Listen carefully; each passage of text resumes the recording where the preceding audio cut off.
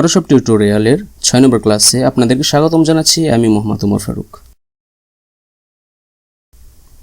গত ক্লাসে আমরা দেখেছি রেক্টেঙ্গুলার মার্কিং টুল সম্পর্কে আমরা জেনেছি। তো এই টুলের আন্ডারে যে একটি অপশন রয়েছে ফিদার, যে অপশনটি রয়েছে, আজকে এই ফিদার সম্পর্কে আমরা জানব।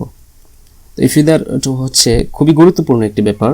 আমরা যখন ফটো নিয়ে কাজ করব, ফটো ম্যানিপুলেশন নিয়ে কাজ করব, তখন এই ফিদার আমাদের খুবই কাজে দিবে।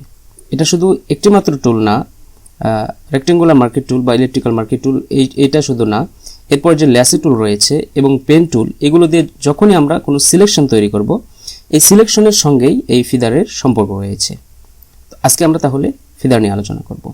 তো ফিদার নিয়ে বোঝার জন্য আমরা প্রথমে যেটা করব, একটি ডকুমেন্ট ক্রিয়েট করব। তার জন্য ফাইল থেকে নিউ, দেন এখানে একটি ডকুমেন্ট ক্রিয়েট করলাম।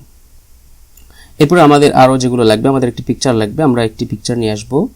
এর জন্য ওপেন থেকে এখান থেকে আমরা এই পিকচারটি নিব।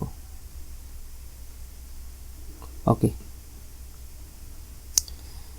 এখন আমরা রেক্টেঙ্গুলার মার্কিং টুল এটা সিলেক্ট করলাম এবং এখানে আমরা সিলেক্ট করে নিলাম। তার আগে আমরা একটি কাজ করব, সেটি হচ্ছে আমরা এই যে লেয়ারটি রয়েছে, এই লেয়ারটি আমরা আনলক করে নিব।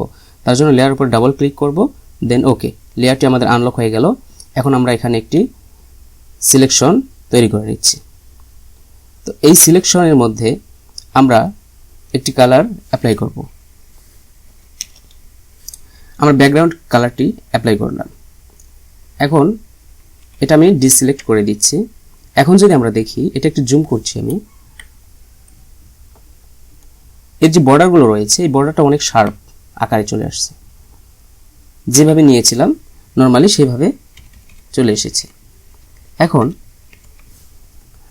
আমি আরও একটি সিলেকশন তৈরি করছি এখানে, এবং এখানে আমরা ফেদার দিয়ে দেখব যে আসলে ফেদার দিয়ে কি কাজ হয়।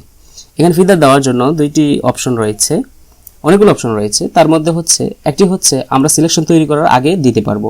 এখানে যদি সিলেকশন তৈরি করার আগে আমরা ভ্যালু দিয়ে দেই, তাহলে এখানে ফেদার চলে আসবে। আবার আমরা সিলেকশন তৈরি করার পরও ভ্যালু দিতে পারি ফেদার। এই জন্য আমরা কি করব, আমরা সিলেকশনের মাঝখানে রাইট ক্লিক করব মাউসে, এরপর ফেদার যে অপশন রয়েছে এখানে ক্লিক করব, দেন ফেদারের আমরা এখানে একটি ভ্যালু দিয়ে দেব। এখানে আমি দিয়ে দিচ্ছি 35 দিয়ে আমি এখানে ওকে করে দিলাম। 35 আমি যখন এখানে ফেদারের ভ্যালু দিয়ে দিলাম, তখন দেখতে পাচ্ছেন চারিদিকে এখানে কার্ভ হয়ে গিয়েছে, রাউন্ড হয়ে গিয়েছে।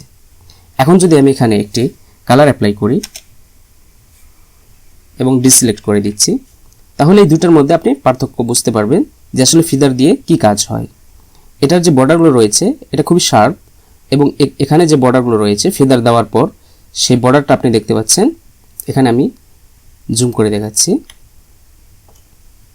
যে বর্ডারটি যেটা রয়েছে সেটি হচ্ছে ব্লার চলে আসছে।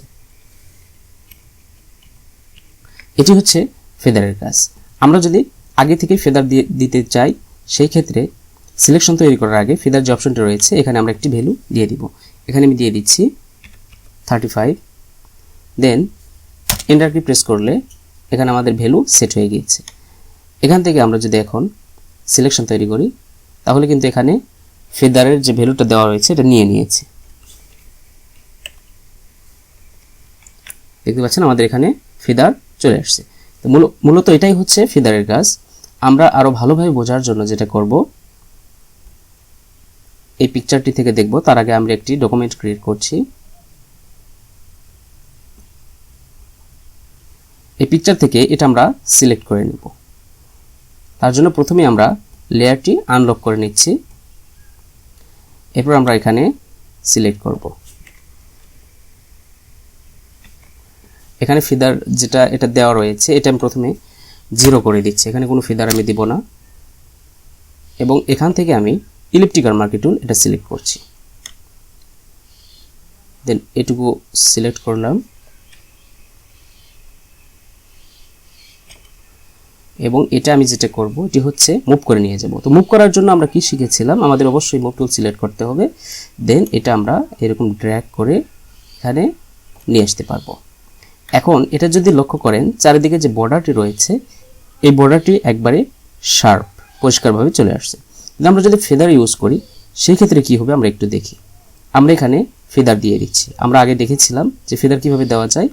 আমরা সিলেকশন তৈরি করার আগে এখানে ফেদার দিয়ে দিতে পারি, অথবা সিলেকশন করার পরে এখান থেকে ফেদার দিয়ে দিতে পারবো। আমরা আরও অন্যভাবে ফেদার দিয়ে দিতে পারি, সেটাও আমরা দেখছি। এখান থেকে সিলেক্ট যে অপশন রয়েছে, এখান থেকে নিচের দিকে আসলে মডিফাই একটি অপশন দেখতে পাচ্ছেন। এখান থেকে নিচের যে অপশন রয়েছে ফেদার, এখান থেকেও আপনারা ফেদার দিয়ে দিতে পারেন, একই ব্যাপার। এখান থেকে রাইট ক্লিক করে ফেদার, দেন এখানে একটি ভ্যালু দেওয়া রয়েছে, আমি এখানে 25 দিয়ে দিলাম, দেন ওকে। এখন আমি এটা মুভ করব। মুভ করার জন্য আমরা মুভ টুলটি সিলেক্ট করব, দেন এটা আমি মুভ করে এখানে নিয়ে আসব। এখন আপনারা দেখতে পাচ্ছেন যে একটি হচ্ছে ফেদার ছাড়া, আরেকটি হচ্ছে ফেদার রাখা অবস্থায় আমাদের পিকচার। এটাই হচ্ছে মূলত ফেদারের কাজ। ফেদার ফটো ম্যানিপুলেশন সহ আরও বিভিন্ন কাজে ফটো যখন আমরা কাজ করব আমাদের খুব প্রয়োজন হয়। আজকের ক্লাস এ পর্যন্তই। আগামী ক্লাসের আমন্ত্রণ জানিয়ে এখানে শেষ করছি। আল্লাহ।